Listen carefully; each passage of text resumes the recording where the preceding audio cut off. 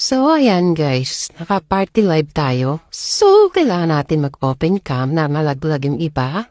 So, yung iba wala na, tinamad na. So, si Amo dyan ay naggagawa ng kanyang sariling tea. Ayan, naggagawa siya ng sariling niyang tea para inumin. Kaninang umaga to guys. Ayan, samantalang ako'y nambubuli sa kanya. Pero niresbakan niya rin ako kanina ng bully nung ako naman yung nananahimik. Pasaway yan eh, no? Pasaway, ayan. Ayaw, kung anong pinagsasabi niya dyan. So, hindi ko siya inuurungan. Siyempre, ako pa ba? So, ayun. Continue pa rin yung pang-aasar namin dyan. Ayan, ano bang ginagawa ko? O, ayan, o.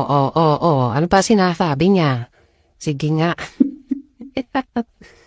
Wala lang, click niya lang mang-asar ngayong umaga, alam mo yun?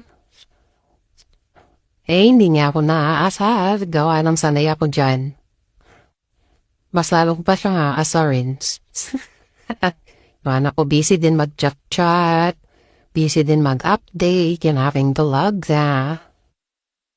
So, pinag-uusapan namin dyan yung pagpunta ko, anong oras kami pupunta kay Dr. Wong. Kasi magpapa-check up na niya ako. Sa aking maintenance. Sila.